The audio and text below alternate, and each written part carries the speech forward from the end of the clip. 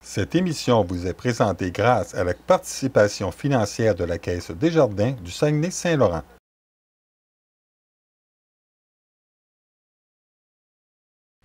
Bonjour mesdames et messieurs, j'espère que vous allez bien et bienvenue à ce nouvel épisode de la saga À nous la côte! Nous sommes Teresa Fortier Et Sarah Villemer. et nous sommes heureuses de vous accompagner tout au long de l'été avec un nouveau concept d'émission fruité et léger. Et pour cette émission-ci, on ne pouvait passer sous le silence de nos merveilleux attraits touristiques. Et oui, et les incontournables de la région Teresa, tu me Ah vois venir. oui! Trrr. Nous allons voir les yourtes à Portneuf-sur-Mer, mais avant tout, une petite balade au croiseur Neptune au Bergeron. On y va!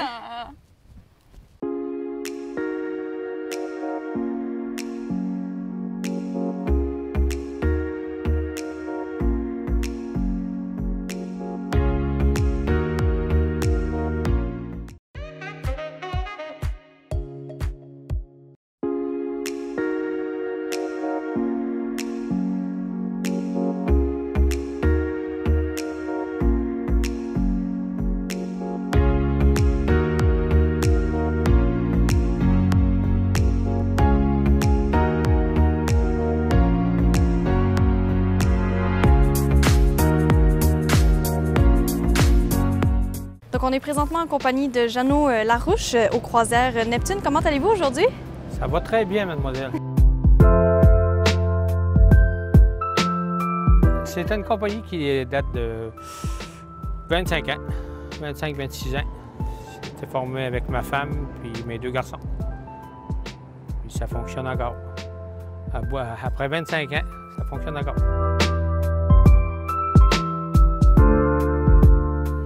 Les excursions de baleines, c'est des excursions en Zodiac. C'est un Zodiac un peu comme bateau-mouche. C'est des excursions qui durent 2h, 2h30 en mer. Normalement, on fait 4 sorties par jour. Ça débute, des années normales, ça débute en mai. Puis ça va en octobre. Ouais. Donc, je vais bien dire des années normales, pas cette année.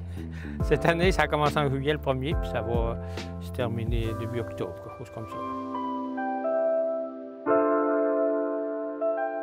Les mammifères marins, ça dépend des jours. Chaque jour est différent. Hein? Mais normalement, on voit la baleine à bosse, rorqual comme un petit rorqual. On a vu les cachalots aussi, des belugas. Il y a plein de choses à voir. L'an passé, ça n'a pas arrivé une seule fois. Ce qui ça peut arriver, c'est quand il y a du mauvais temps ou du brouillard. Ça, c'est plus difficile. Mais normalement, on en voit tous les tours. Le mauvais temps, on évalue ça chaque tournée. Il y a des journées qu'on est obligé de rester à terre. C'est plus chanceux de rester à terre qu'aller s'organiser avec avoir des problèmes. Parce que quand il vente, la vague, ça peut venir 3-4 mètres, 4-5 mètres de haut. Fait que dans ce cas-là, on aime mieux rester à terre. On évalue ça. Chaque sortie est évaluée une par une.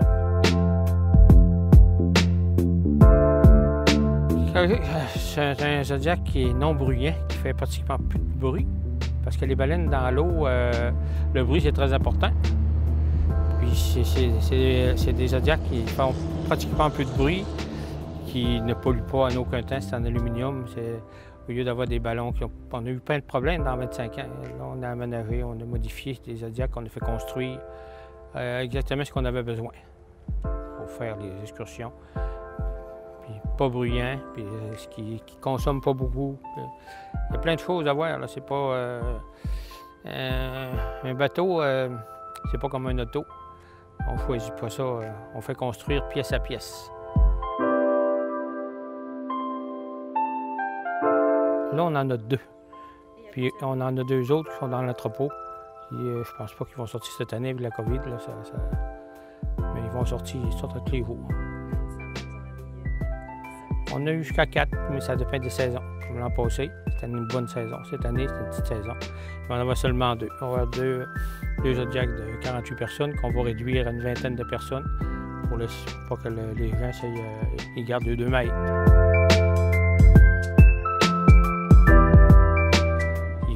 Parce que les mammifères marins, c'est avec eux que l'entreprise marche. Si tu n'as pas de mammifères marins, tu n'as pas d'entreprise. Fait qu'il faut surveiller les distances, puis surveiller plein de choses à surveiller que s'il y a un problème, ça s'est réglé tout de suite. Le mammifère marin, c'est un peu comme nous. Là. Si on attend d'être mort, il est trop tard. Il faut s'en occuper tous les jours. Les capitaines, c'est mes 2 garçons. Puis j'ai un autre monsieur qui est M. Bernard Savard, qui travaille pour nous aussi. Fait que ça fait tous 25 ans et plus. Ça fait qu'ils ont un savoir qu'on a acquis dans 25 ans. Il faut qu'ils respectent les règlements, puis il faut qu'ils anticipent sur les baleines. Il faut que le capitaine, c'est pas tout d'être capitaine de virer la roue, puis il faut anticiper les sorties pour ne pas avoir d'accident, pour ne heurter pour rien. Puis, il y a plein de... En fait, l'expérience, ça vient avec le temps. C'est pour ça que les capitaines, c'est très important que c'est des capitaines que ça fait longtemps, puis qui font attention. C'est le gagne-pain. Sur le fleuve, tu ne peux pas apprendre ça. Dans un livre, il n'y a rien de... Tu peux apprendre la longueur de la baleine, mais tu ne peux pas savoir ce qu'elle va faire. Si tu ne l'as pas jamais fait, là, ça ne donne rien du tout. Les quais des pilotes. On a embarqué longtemps ici à Bergeron, à Pointe-à-Pitre, mais là, il n'y a pas d'eau. Il y a un problème majeur, un bateau pas d'eau, ça va pas bien. Ça fait on s'est installé au quai des pilotes, ça doit faire 15 ans, 12-15 ans. On est là. Oui, on a une navette qui fait la descente à partir d'ici, puis il y a un autre poste de vente à la sortie de la rue des pilotes. Fait que la navette, elle ramasse les gens descendants, puis au remontant, c'est la même chose à retour.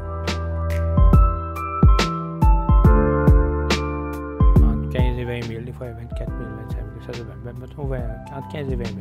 Ça roule. Oui, ça roule. C'est pas long, mais c'est intense. C'est 7 jours par semaine. Le matin, on commence à 6 heures, puis ça va au soir à 8-9 heures le soir.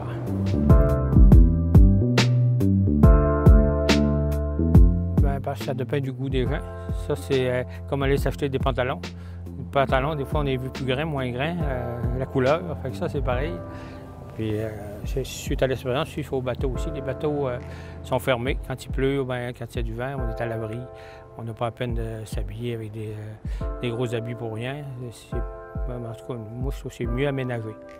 Mieux aménagé. On aménage ça comme nous, on pense qu'on serait bien. Fait que les gens, ça n'a pas fait rien, ça a suivi. Quand c'est bien, c'est bien. Quand c'est pas bon, c'est pas bon. Hein?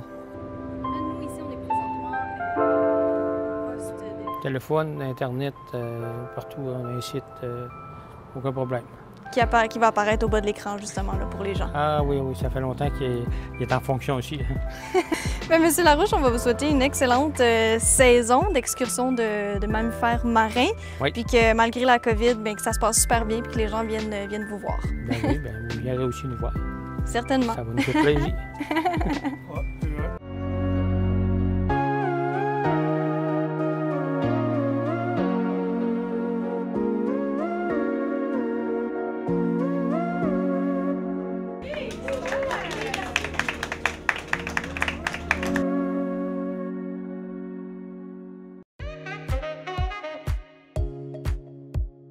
C'est la saison estivale, c'est la saison touristique et le seul conseil qu'on peut donner à quelqu'un qui vient visiter notre belle région, c'est de bien se préparer parce qu'un voyage sur la Haute-Côte-Nord, ça se planifie. Oh que oui, on commence déjà avec la voiture parce qu'il nous faut une voiture parce que c'est plus difficile de venir ici en transport en commun, on va se le dire. Mais là, une bonne voiture, qu'est-ce que ça comporte une bonne voiture? Tu le sais-tu, Teresa?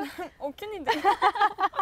Donc, une Non, bonne voiture, mais... tout simplement, c'est vraiment s'assurer que vous avez des bons freins, une bonne batterie, que vous n'avez pas des petits bruits de bearing bizarres là, qui se promènent un petit peu partout. Donc, vraiment, vous assurer que votre voiture, en fait, elle est numéro 1 parce que vous allez le voir lorsque vous allez traverser un petit peu les différentes régions. Il y a beaucoup de routes à faire et beaucoup de côtes. Donc, vraiment, batterie, frein, très important, de l'huile, s'assurer que tout est en état parce que ça va être plus agréable si vous avez une bonne voiture en état que d'appeler CA Québec sans faire une plug durant votre voyage.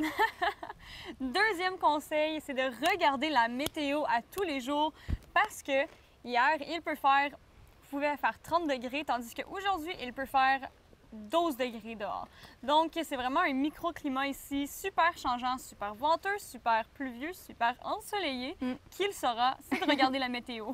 Et là, quand on regarde météo, Teresa, il faut penser aussi à notre accoutrement parce qu'on n'a pas le choix. Là. Comme tu dis, il fait froid une journée, il peut faire chaud une autre journée. Donc, il faut s'apporter beaucoup de vêtements et des vêtements chauds. Oui. Priorisez peut-être, surtout si vous arrivez durant l'été, prévoyez au moins des paires de pantalons, une bonne paire un bon chandail, bon manteau, oui. un bon manteau, un imperméable aussi, et même pour les plus aventureux, peut-être une tuque et un petit foulard parce que les nuits peuvent être fraîches dans le coin. Oui. On ne sait jamais. Donc, équipez-vous plus chaudement que prévu parce qu'on ne sait jamais, la température peut être changeante. Et voilà. Ce qui suit ce point-là, c'est les cantines. Il faut se laisser de la place dans le bedon, hein, parce que comme on l'a vu dans notre premier épisode, la ruée des cantines, il y en a pour tous les goûts.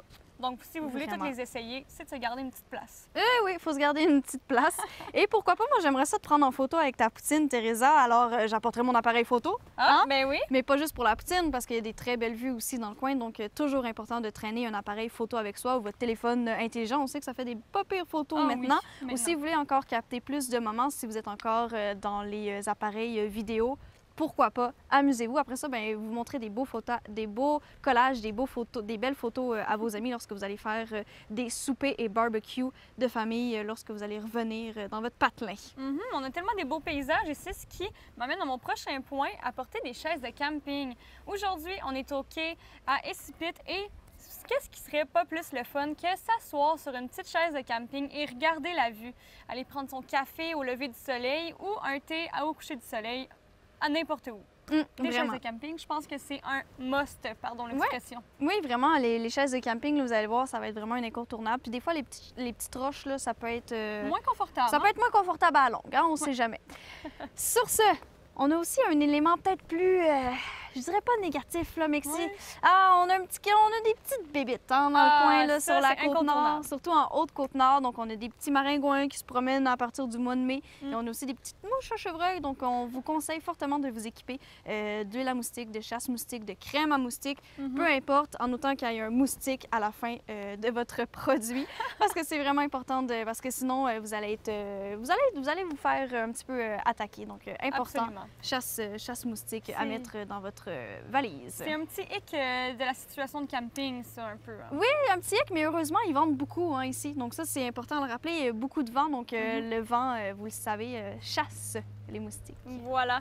Et pour finir, un dernier point pour ne pas se retrouver mal pris dans le milieu de la route ou à quelque part qui nous est inconnu, en fait. Les restaurants et les postes à gaz et les stations-service, en fait, ferment vraiment tôt ici sur la Haute-Côte-Nord. Je généralise ici, à l'exception de quelques-unes qui terminent plus tard, mais la plupart peuvent fermer jusqu'à seulement 9 h du soir. Donc, faire le plein d'essence, faire le plein de nourriture et aller aux toilettes avant de partir, hein, évidemment, et de penser à toutes ces petites situations-là qui peuvent arriver sur la route. Donc, soyez prévoyants. Et bon Teresa, voyage! Je crois que ta voiture elle est prête. Je crois qu'on est prête à partir à l'aventure. C'est parti! Ouais!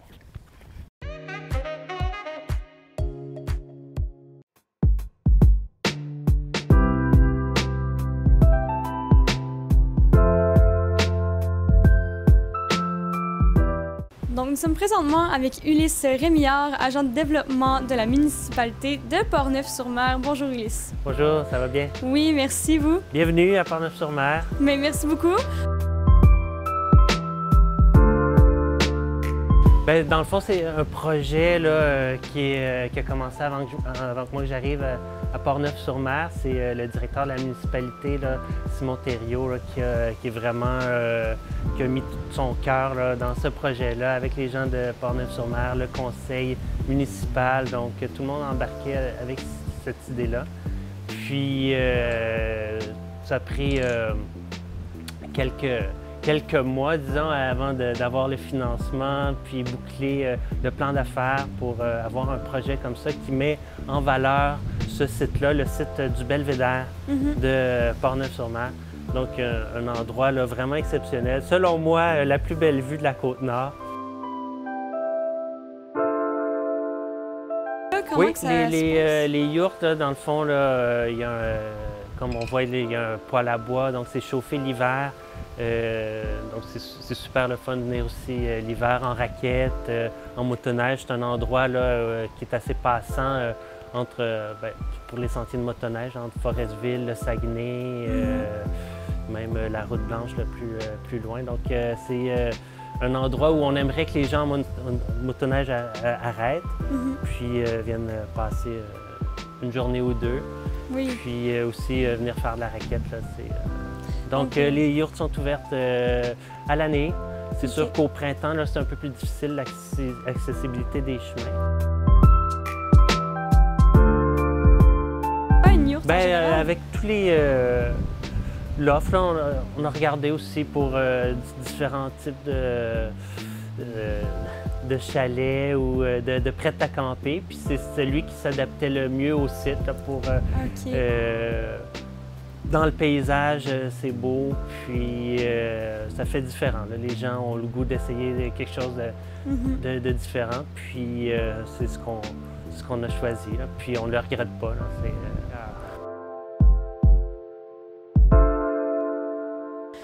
C'est des gens qui ne veulent pas traîner tout leur matériel de camping, puis qui arrêtent ici, ils savent qu'ils vont passer du bon temps, une belle fin de semaine.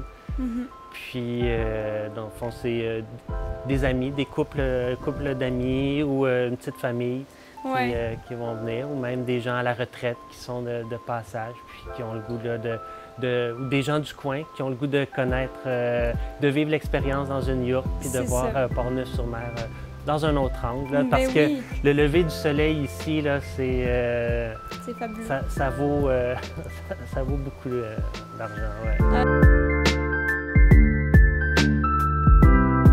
Oui, bien, sur le site des yourtes, il y a tout là, dans la yourte, barbecue, on peut faire des feux aussi en arrière. C'est sûr, c'est la détente, voir le paysage avec un petit verre de vin. Il y a le belvédère aussi qui n'est pas trop loin, donc on peut descendre les marches, puis on arrive directement sur la plage. La plage, c'est au moins 30 km de plage de sable là, où tu es pratiquement tout seul. Donc là, c'est aussi une belle expérience. On peut pêcher de la plage, on peut pêcher la truite de mer. Ah ouais. L'année prochaine, il va y avoir le restaurant, la capitainerie va ouvrir. C'est fermé à cause de la COVID, là, mais c'est un restaurant gastronomique. Anne-Marie Imbeau, la chef, là, elle fait vraiment là, des très bons plats là, avec les produits de la mer qui arrivent directement sur le quai. Ah, c'est un incontournable dans ce cas-là. Oui, puis des produits de la forêt aussi. Donc, elle va chercher des champignons, des plantes sauvages, puis qu'elle introduit dans ses plats. Donc, c'est vraiment une expérience gastronomique différente. Nord-côtière. Puis, c'est juste à côté du camping, à côté des yurts. Donc, c'est vraiment complémentaire. Puis, c'est une activité qu'on peut faire. Sinon, on est à l'estuaire de la rivière Portneuf, donc c'est possible aussi de louer un canot puis aller découvrir. On peut se rendre aux chutes du 4000, puis là aussi, encore là, c'est la rivière de Portneuf en canot qu'on découvre. Ou sinon, il y a une navette qui permet d'apporter son canot ou le canot de la municipalité là, à 70 km en amont, puis de descendre la rivière en canot camping aussi.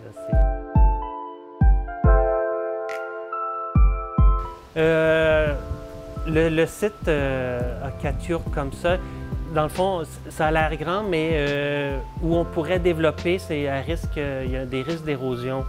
Donc, ça va être un peu plus compliqué là, faire une infrastructure à cet endroit-là. Peut-être si la demande continue d'augmenter, là, on va voir qu'est-ce qu'on peut aménager là, pour mettre en valeur ce site-là. Mais sinon, c'est au camping. On est en train de construire des plateformes pour les tentes. Puis aussi, c'est super beau.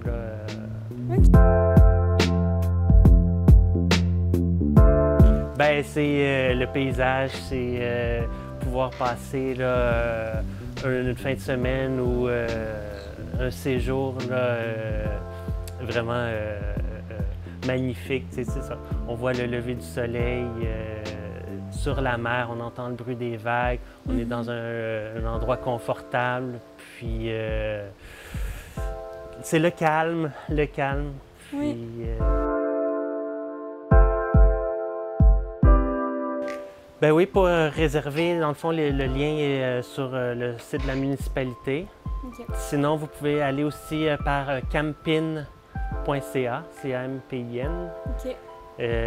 Puis vous cherchez Portneuf-sur-Mer, puis dans les hébergements, ben, les yurts sont là. Sinon, vous pouvez nous appeler là, au bureau d'accueil touristique ou au bureau municipal, là, OK. où l'adresse défile en bas de l'écran. Eh bien, merci beaucoup, Ulysse, d'avoir répondu à toutes nos questions. Merci, Et puis c'est ce qui conclut. on va faire du fat bike. Oui, on va aller prendre des images, là, on s'en C'est va. bon. Là.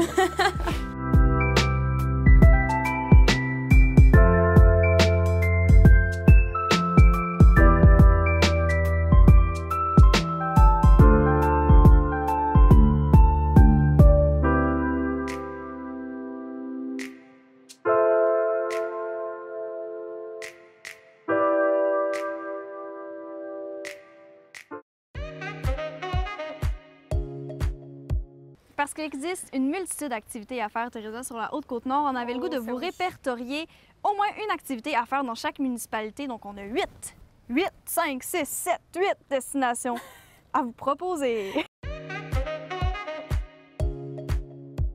On commence notre itinéraire à Sacré-Cœur. Un endroit incontournable serait la ferme 5 étoiles. On peut y voir des loups, on peut visiter le musée d'interprétation de la nature, simplement y dormir, s'y reposer. C'est un endroit tout simplement superbe. À Sacré-Cœur, on retrouve aussi la ferme Herbe à Miel, un endroit qu'on est allé visiter. Vous avez probablement vu dans les émissions précédentes. En fait, c'est superbe. Un bel endroit pour faire le plein de produits d'apiculture. C'est magnifique, j'arrêterai jamais de le dire. Non loin de Sacré-Cœur se trouve la belle municipalité de Tadoussac. Vraiment un bel endroit, hein, où passer du bon temps, Tadoussac. Tellement le fun. Oui, vraiment. Donc, vous avez simplement là, à vous promener sur la plage où est-ce qu'il y a la baie de Tadoussac. Sinon, vous promenez sur la promenade où est-ce qu'il y a plein de petites boutiques, de restaurants, la microbrasserie. Super belle promenade. Vous pouvez aussi aller à la Pointe-à-Lillet, comme on vous l'avait proposé aussi dans nos attraits de randonnée pédestre, Oui. tout simplement. Donc, c'est vraiment regarder le paysage, vous promener, savourer le moment présent. Tadoussac, aller à la dune, aux dunes, en fait, de sable aussi. On se croirait quasiment dans le désert. Hein. C'est vraiment... C'est super. c'est pittoresque. Donc, Tadoussac, pour les amateurs de plein air et de bon temps, vous voilà. Après Tadoussac, vous vous retrouverez à la magnifique municipalité des Bergeronnes où vous pouvez dormir et faire du kayak aux abords de la baie du fleuve Saint-Laurent à Mer-et-Monde Écotour. C'est tellement une activité, je dirais polyvalente parce qu'on peut amener sa famille, son copain, y aller tout seul. Un bel endroit pour les sportifs et les fanatiques de camping. Oui, Hein? vraiment, vraiment. Oui. Et ensuite, un petit peu dans la même branche, on peut aller au Cap Bon-Désir afin d'observer la magnifique vie marine que la Haute-Côte-Nord conserve. Peut-être voir des baleines, des envolées d'oiseaux. C'est magnifique. Prochaine destination, à moins de 20 km des Bergeronnes, en fait, se retrouvent les Escoumins, où est-ce qu'on est Oui. présentement. Hein? Et vraiment des belles activités à faire aussi pour les fanatiques de mammifères marins. Sachez que vous pouvez toujours aller au quai des Pilotes et à la Pointe-à-la-Croix, non loin d'ici, pour admirer tout simplement les mammifères marins, prendre du bon temps. Et c'est le fun aussi parce que nous, aux Escoumins, on peut chevaucher jusqu'à Escipit, un super bel endroit où est-ce que vous pouvez, dans le fond, remarquer que c'est dans une réserve autochtone super sympathique, les gens. N'hésitez pas à les côtoyer, ils sont super gentils. On apprend vraiment beaucoup d'histoire aussi. Il y a un Vraiment. centre d'interprétation à Espit, vraiment génial. Sinon, pour les fans de plongée sous-marine, sachez qu'il y a le centre d'interprétation marin aux Escoumins, non loin du quai des Pilotes. Donc, vous pouvez aller faire de la plongée sous-marine ou sinon tout simplement aller les voir parce que c'est vraiment impressionnant. Puis sachez qu'il y en a qui font des belles excursions nuit et jour. C'est vraiment impressionnant à voir. Donc, les Escoumins, à mettre sur votre liste. C'est super, hein, parce qu'on n'a pas besoin de se rendre très, très loin pour se rendre compte qu'on peut faire de la plongée sous-marine ou des activités assez, je dirais, estivales et vacancières. Hein? Et qui sortent de notre zone de confort, ça c'est sûr. Vraiment. Après les Escoumins, vous allez vous retrouver à Longue-Rive, un magnifique village où vous allez pouvoir faire votre arrêt au centre d'interprétation des marais salés, qui est l'un des postes d'observation des oiseaux les plus importants de la rive nord du Saint-Laurent. Moi, j'y suis jamais allée encore, mais je trouve que ça a l'air super intéressant. On n'entend pas ces mots-là assez souvent, hein? Non. Deuxièmement, on a aussi le moulin à scie qui date du 19e siècle et c'est un petit peu un cours d'histoire. Vous allez pouvoir en apprendre davantage sur le village de Longue-Rive. Pour finir, pourquoi pas aller faire une belle petite promenade peut-être sur le sentier qui mène au pont par-dessus la chute du Saut-au-Mouton, une rivière qui traverse ce village-là. Direction Port-Neuf-sur-Mer et Teresa, c'est vraiment pour les fans de canot camping ou de kayak camping, vraiment cet endroit-là parce qu'il y a la rivière Port-Neuf. Donc c'est vraiment 70 km de rivière en amont que vous pouvez traverser. Ça a l'air que c'est vraiment sublime, donc c'est vraiment un endroit à visiter. Sinon, mais pour les marcheurs, je vous conseille d'aller à la Pointe des Fortins, donc une super de belle plage où est-ce que vous pouvez marcher, vous arrêter, amener vos chaises de camping, profiter de la vie tout simplement. Ensuite, on se rend à la grosse ville, j'ose dire, de la Haute-Côte-Nord, Forestville. Ça va être un petit peu plus pour les fanatiques de la forêt et de la pêche, parce qu'on peut pêcher la truite de mer à cet endroit. Et c'est une des activités, je crois, peut-être typiques de cet endroit. Ensuite, pour aller camper, pour aller faire un pique-nique, peut-être aller au camping de la Baie Verte. Et sans aucun doute, ne pas passer à côté de la Petite Anglicane, qui est une ancienne église et qui a été transformée, en fait, dans un musée pour en apprendre davantage sur l'histoire de la ville de Forestville. Quelque chose de super intéressant parce que ça nous en apprend encore plus sur notre région.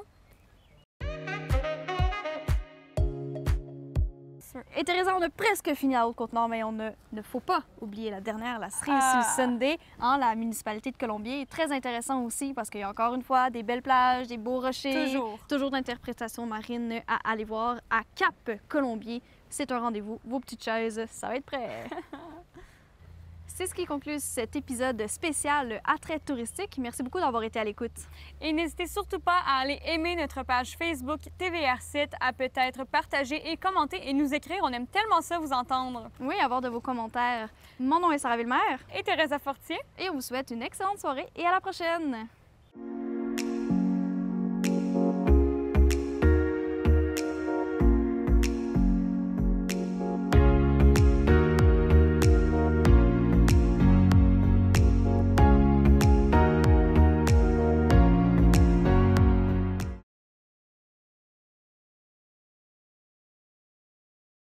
Cette émission vous a été présentée grâce à la participation financière de la Caisse Desjardins du Saguenay-Saint-Laurent.